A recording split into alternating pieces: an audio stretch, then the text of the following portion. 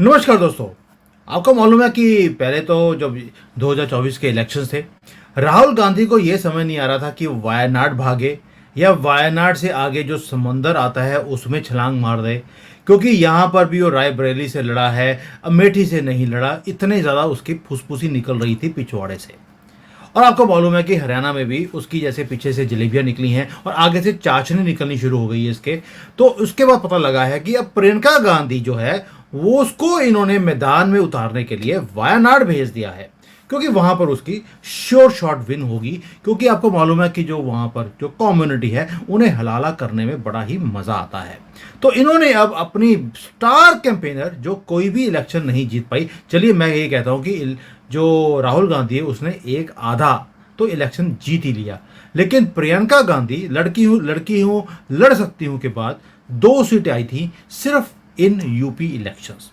अब वो उसको उड़ा दिया है इन्होंने वायनाड में। अब ये भाई बहन जो हैं दोनों इकट्ठे होकर पार्लियामेंट में ये क्या कुछ गुल खिलाएंगे वो तो आप समझ ही सकते हैं। मैं फोटोज नहीं दिखाना चाहता हूं जो ये सड़कों पे ये हरकतें करते जा रहे हैं। यानी कि जो आंखें मारने वाला काम था अब तो चूमा चाटी भी ये करते हुए दिखाई देंगे आपको पार्लियामेंट के अंदर। तो अब इनको कोई भी जो अपने देवी देवता होते हैं हमारे हिंदुओं के, उनकी फोटो लेके जाने की इनको जरूरत नहीं पड़ेगी, क्योंकि इनकी जो ये प्रेम की देवी है प्रियंका वाड्रा, गांधी तो लगा नहीं सकते इसके पीछे, वो भी अब आपको पार्लियामेंट में दिखाई देगी। ये बड़ा ही एक संगीन मामला है, इसके ऊपर बात करेंगे उमेश जी के साथ। और जो ये मुहिम हमने जय सिया राम की शुरू करी थी, आप देखिए जैसे जैसे ये वाइब्रेशंस बढ़ती जा रही हैं हमारे पास अच्छी खबरें भी आनी शुरू हो गई हैं। जब से ये मुहिम चालू करी है, इस मुहिम को महादेव के नाम पर, जय सिया राम के नारे, हनुमान जी के, जो आपका मन करे आप लगाइए और लगाते जाइए और साथ में कमेंट्स में डालते रहना। आप देखिए रोज की एक अच्छी खबर आपके सामने आती जाएगी। सर जय सिया राम। जय सिया राम।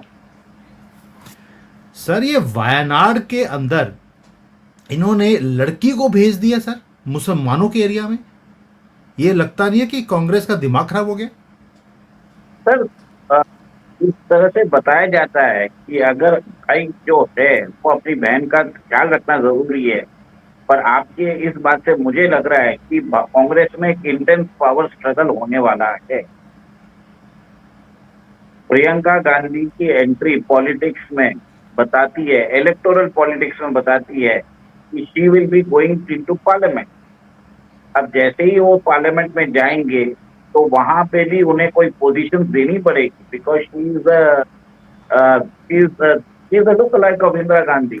इंदिरा गांधी से सिमिलैरिटीज है, उसको बुलाया जाएगा उनके फिजिकल एक्सपीरियंसेस को।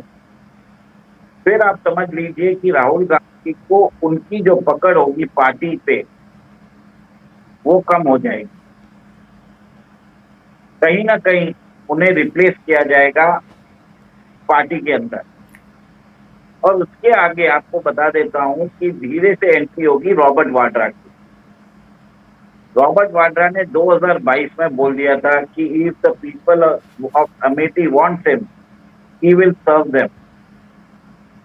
मतलब 2024 में भी वापस जब इलेक्शन की बारी थी तब उन्होंने बता दिया था कि he is interested to contest from Amethi. मतलब डायरेक्टली बोल दिया है कि राजीव गांधी की लेगेसी को संभालने वाला मैं रहूंगा। अपने आप को उसका उत्तराधिकारी पोजीशन कर दिया था। और आप देख लीजिए राहुल गांधी भाग के चले गए रायबरेली, क्योंकि उन्हें खुद में अपने आप पे विश्वास नहीं था कि वो अमेठी की सीट पर स्मृति ईरानी को हरा पाएंगे।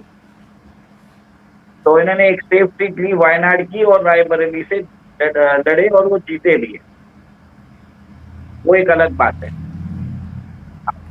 मैडम प्रियंका आएंगी तो यहाँ पे कांग्रेस में पावर स्ट्रगल बढ़ेगा। और सर इतना प्रेम है दोनों भाई बहनों के बीच में, देखिए सड़कों के ऊपर भी इनका प्रेम रुकता नहीं है। उसने ऑलरेडी बता दिया है, डिक्लेयर कर दिया है प्रियंका ने कि ये तो शहजादा है राहुल गंदगी। और आपको मालूम है कि कांग्रेस के अंदर तो जो मैडम है जो वो कहेगी वैसा ही होता है। ये तो सारे चाटुकार जो है वही हैं कांग्रेस के अंदर। आपको नहीं लगता कि इसके बाद जो इनकी पावर है वो और बढ़ने वाली है, भाई बहन जब दोनों इकट्ठे होकर ये पूरी कमान संभालेंगे। सर इसका मतलब ये हो रहा है कि कांग्रेस में सक्सेशन प्लान की लड़ाई चालू हो चुकी है दोनों भाई और बहन के बीच में। Bachelor Gandhi, Rahul Gandhi and married Priyanka Vadra के बाद जो उनका लीनिएज है रेहान गांधी आने वाले हैं। कांग्रेस का hierarchy is very set. Rahul Gandhi का कोई हायरार्की नहीं है, ये अनमैरिड है। उन्होंने कांग्रेस के लिए एक बहुत बड़ा बलिदान दिया है खुद को अनमैरिड रख के। और इसका मतलब ये है कि प्रियंका गांधी को तो आना ही था, कहीं ना कहीं she had to take the leadership role. तो ये देखना है कि भाई और बहन में आपस में तालमेल होगा या उनके बीच में दरार बढ़ेगी, क्योंकि बहन तो लेने वाली है। राहुल के जिया जी ने भी बोल दिया है कि वो आना चाहते हैं। उनके ऊपर एनफोर्समेंट डायरेक्टरेट के कितने चार्जेस है करप्शन के। तो एटलीस्ट राहुल गांधी के साथ ये था कि फैमिली वाइज वो करप्ट तो नहीं रहेंगे। बट अगर अगर प्रियंका वाड्रा, रॉबर्ट वाड्रा, अगर इनके हाथ में कमान आ गई, एक फुल स्केल करप्शन चालू हो जाएगा, क्योंकि इनकी सर हिस्ट्री करप्शन तो बताती है, हिस्ट्री बताती है 2004 से 14 के बीच में। बिल्कुल सही कह रहे हैं सर। हिस्ट्री की बात करिए तो आपको मैं हिस्ट्री की एक फ़ोटो दिखाता हूँ। ये है फ़ोटो जो 1945 में जो पब्लिश हुई थी कि अगर दशहरा को आपको रावण का दहन करना है तो ये फेसिस हैं गांधी के साथ में, जहाँ पे नेहरू है और ये सारे के सारे मौलाना हैं जिनका वध करना ज़रूरी है। अगर इनका वध नहीं किया ये भारत का ही वध कर देंगे। ये है इनकी हिस्ट्री। ये सावरकर जी नीचे खड़े हैं जिन्होंने ओपनली बोल दिया था कि ये दुश्मन है कांग्रेस के सारे लोग भारत के। और कितना सटीक था 1945 में, अभी तो विभाजन हुआ नहीं था और उन्होंने सारी चीज़ों को उजागर कर दिया था। वही चीज़ें हम आज भी देखते हैं, वही परिवार, वही सब कुछ और वही गंद जो इन्होंने गंदगी फैलाई पिछले 75 सालों में। इसका सर अब अंत क्या है? ये तो जो है राहुल गांधी ने ऑलरेडी बोल दिया कि साउथ इंडिया को अलग कंट्री बना दीजिए। नॉर्थ और साउथ का दोनों का मिलन नहीं हो सकता है और साउथ में मेरी बहन जो है वो प्रधानमंत्री बन जाएगी, नॉर्थ का तो मैंने बन ही जाना है। और नॉर्थ ईस्ट जो है हमारा, उसको मैं चिकन नेक से काट कर तो चाइना ले जाएगा, ऊपर का जो हिस्सा है वो पाकिस्तान ले जाएगा और मैं जो है बचा पूछा भारत का प्रधानमंत्री मैं बन जाऊंगा। सर इनकी मंशा तो बिल्कुल क्लियर है, इनका निपटारा क्यों नहीं कर देती इंडियन गवर्नमेंट? सर आप जैसा बोलते हैं वैसे नहीं हो सकता है सर। इनके this party has been in power for the past 60 years. हमारी जो इंडिपेंडेंस के बाद कम से कम 60 साल ये लोग पावर में थे। और इनके पास आज भी देखिए कि 10 जनपद पे सोनिया गांधी आज भी रह रही। She is just what you say widow of a former prime minister Rajiv Gandhi. The cloud she carries, उसको देखिए ना सर। आपने कभी देखा है कि लाल बहादुर शास्त्री जी की धर्मपत्नी थी, उन्होंने बाद में उनके देहांत के बाद उन्होंने ऑफिशियल बंगलो यूटिलाइज किया है, नरसिम्हा राव की फैमिली ने किया है। तो इन्हें क्यों इतना महत्व दिया जा रहा है?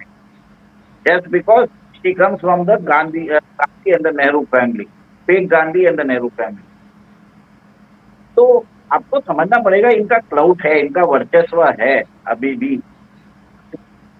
जो ब्यूरोक्रेसी है उसके अंदर आज भी कांग्रेस के लोग हैं, कांग्रेस के लोग ब्यूरोक्रेसी में है। कमिंग आप जो मिनिस्टर्स रहते हैं they rely on the bureaucrats.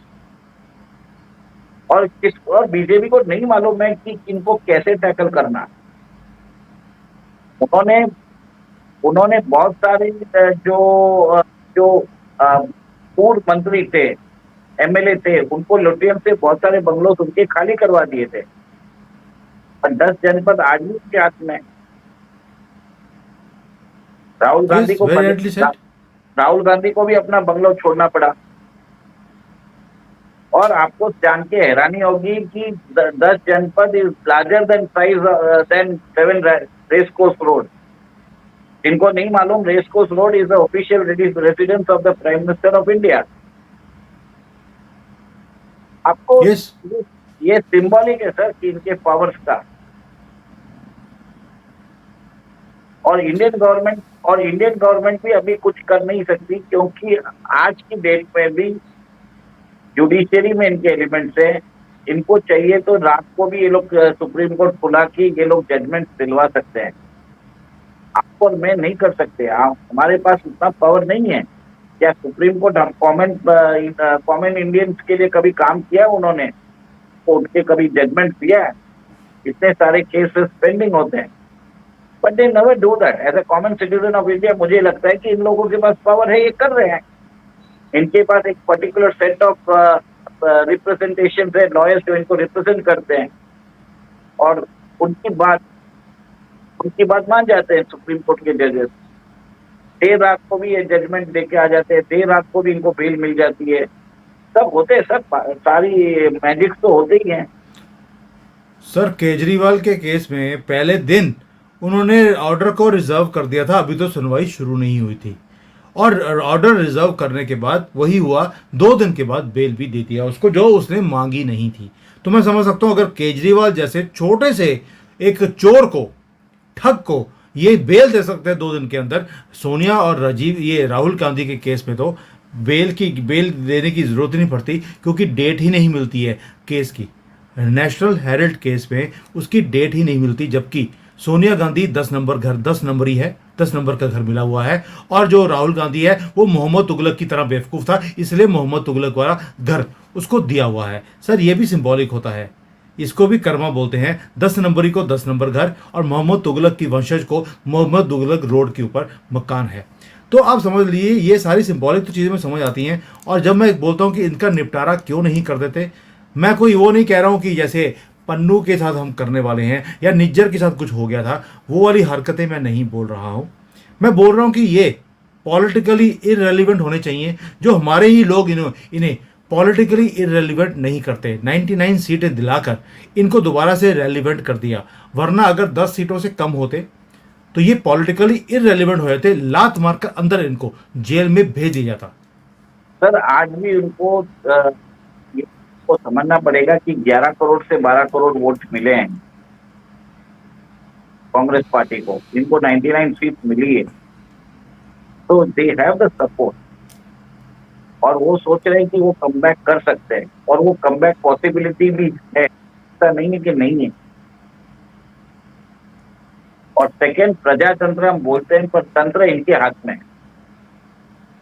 Government किसी की भी हो, पर राज तो इनका ही रहता है, ये है, आपको समझना पड़ेगा। और बीजेपी यहाँ पे इनएफेक्टिव रहेगी। बीजेपी आज भी अपना ये देखिए करिकुलम में कितनी सारी चीजें हैं वो चेंज नहीं कर पा रही।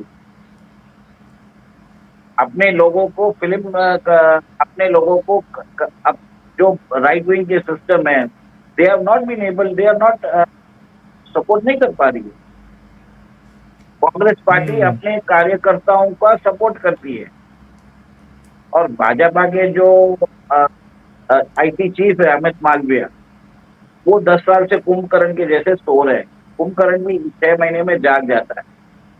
बस मैं इतना ही बोलना चाहूंगा, आप समझ जाइए। इसमें आपको समझ में आ जाएगा कि क्यों नहीं हटा सकते, क्योंकि इस गवर्नमेंट में कुछ लोग हैं जो करना ही नहीं चाहते। उनको पोजीशन मिल चुकी है, they don't want to act. कितना काम मोदी जी करेंगे सर? मिनिस्टर को भी तो करना पड़ेगा। बिल्कुल सही कह रहे हैं कि जो नीचे की मशीनरी है वो काम नहीं कर रही। आईटी सेल बिल्कुल जीरो है बीजेपी का, और वो इन चीज़ों का एक नैरेटिव बनाने वाला काम जो कांग्रेस वाले करते हैं, सर मानना पड़ेगा, उनका आईटी सेल वाकई में एक नैरेटिव ऐसे बनाता है कि अब तो हिंदुओं ने बोलना शुरू कर दिया कि मोदी से ना हो पाएगा, मोदी वीक है, और इन्होंने कोई काम भारत के लिए नहीं किया है। ये कांग्रेस ने बार बार ये वीडियोस और मीम्स बनाकर उन्होंने लोगों के दिमाग में ये चीज़ें घर कर दी हैं। और बीजेपी वाले, दे आर ऑलवेज स्लीपिंग, कोई काम नहीं करते वो उनके आईटी सेल वाले, सिर्फ मजाक उड़ाने का काम करते हैं राहुल गांधी का। उससे काम नहीं चलेगा। लोग अब तंग आ चुके हैं इन मजाक से, उन्हें एक्शन चाहिए, और एक्शंस की वेट तो हम सभी कर ही रहे हैं। Sir, quick video. बीजेपी के अंदर एक ही चीज है कि दे आर, उनको लग रहा है कि मोदी का करिश्मा है, आप उस करिश्मा से जीत जाएंगे। उसके अलावा ना तो they are building the cadre cell, neither they are strengthening the IT cell. और रही कई कसर जो हमारे नड्डा जी है उन्होंने कर दी है कि उन्होंने बता दिया कि हमें आरएसएस की जरूरत नहीं है। आप खुद ही मतलब अपने पांव पे कुल्हाड़ी मार रहे हो। सर मोदी जी के नाम पे आप कितनी बार इलेक्शन जीतोगे? आपको भी तो काम करना पड़ेगा ना। तो ये बीजेपी बिल्कुल के सही है। लीडरशिप नहीं, में, आपने बोला भी था एक दिन कि मोदी जी की जो है अभी रीच 37% तक है। आपको अगला लीडर खड़ा करना पड़ेगा जो इसको 50% को क्रॉस कर दे। 37% वोटें मोदी जी लेकर आते हैं। अब 50% वाला लीडर कौन है वो मुझे नहीं समझ आता। बीजेपी के अंदर क्या योगी जी पूरे भारत में 50% जो हिंदू है उनको जोड़कर 50% 55% की वोट परसेंटेज शेयर ले सकते हैं? सर मैं एक ही चीज जानता हूं, अगर भागवत जी, मोदी जी, योगी जी, हेमंत बिस्वा शर्मा, अमित शाह जी, राजनाथ सिंह सब मिलके अगर काम करें, बीजेपी 325 सीट से नीचे नहीं आ सकती। बस इतना ही बताना चाहूंगा। अगर उससे नीचे बीजेपी को सीटें आ रही है तो कहीं ना कहीं तालमेल नहीं है। बस इतना मेरी बात समझ जाए। बिल्कुल सही है। चलिए, अब हमारा बीजेपी का तालमेल तो हो गया। अभी देखते हैं कि ये जो हंसों की जोड़ी है, ये दोनों कौन सा रंग खिलाने वाले हैं पार्लियामेंट में। कौन सी नौटंकी वहां पर होगी। राहुल गांधी पहले आपको आंख मारते हुए दिखाई देंगे, अभी आपको ऐसे हरकतें करते हुए दिखाई देंगे पार्लियामेंट के अंदर। और ये सारी दुनिया देखेगी कि कैसे एक रानी ने एक लड़के को शहजादा बना दिया। तो अब बाकी मुझे और बोलने की जरूरत नहीं है। Thank you so much. जय हिंद एंड वंदे मातरम। वंदे मातरम।